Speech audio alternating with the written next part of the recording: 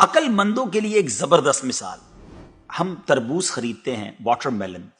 مثال کے طور پہ 5 کلو کا ایک تربوز ہم نے خریدا، اور جب اسے کھانے لگتے ہیں تو پہلے اس کا چھلکا اتارتے ہیں نا. 5 کلو میں سے کم از کم 1 کلو کا تو چھلکا نکل جاتا ہوگا، یعنی آلموسٹ 20%، 20% تو کم ہو جاتا ہے. مگر کیا کبھی ہمیں افسوس ہوتا ہے اس کا؟ کیا ہم سوچتے ہیں کہ ہم نے تو تربوز چھلکے کے ساتھ خریدا، چلو آج چھلکے کے ساتھ ہی کھا لیتے ہیں؟ ایسا نہیں کرتے نا. اسی طرح مالٹے کا بھی حال ہے کہ ہم خوشی خوشی سے اس کا چھلکا اتار دیتے ہیں، حالانکہ ہم نے چھلکے سمیت خریدا ہوتا ہے، مگر اس چھلکے کو پھینکتے ہوئے ہمیں کوئی تکلیف نہیں ہوتی.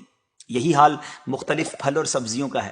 اچھا، ہم چکن بھی تو خریدتے ہیں، زندہ ثابت، اسی کو تولتے ہیں، تلواتے ہیں، پیسے دیتے ہیں، مگر جب کھانے کی باری آتی ہے، پکانے کی باری آتی ہے، تو اس کے بال، اس کی خال، اس کی آلائشیں نکل جاتی ہیں، تو ویٹ تو کم ہو جاتا ہے. مگر کبھی اس پر دکھ ہوتا ہے؟ نہیں نا. تو پھر 40,000 میں سے 1,000 دینے پر، 1,00,000 میں سے صرف 2,500 دینے پر ہمیں کیوں بہت تکلیف ہوتی ہے؟ حالانکہ یہ صرف 2.5% تو بنتا ہے، یعنی 100 روپے میں سے صرف 2.5 روپے. یہ تربوز، کیلے، آم اور مالٹے کے چھلکے اور گٹلی سے تو بہت کم ہے نا.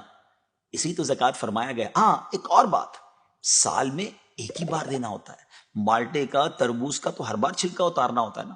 یہ 100 روپے میں سے 2.5 روپے یا 1,00,000 میں سے 2,500 روپے سال میں ایک ہی بار دینا ہوتا ہے، اور اسی کو زکوٰۃ کہا گیا.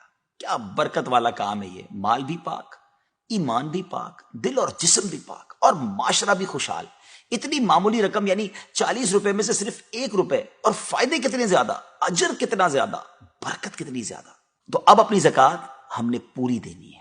آئیے ایک اور حدیث سن لیجیے. نبی پاک علیہ الصلوۃ والسلام فرماتے ہیں، خشکی اور تری میں جو مال بھی ہلاک ہوتا ہے وہ زکوٰۃ نہ دینے کی وجہ سے ہوتا ہے. زکوٰۃ روک لینے والا قیامت کے دن جہنم میں ہوگا.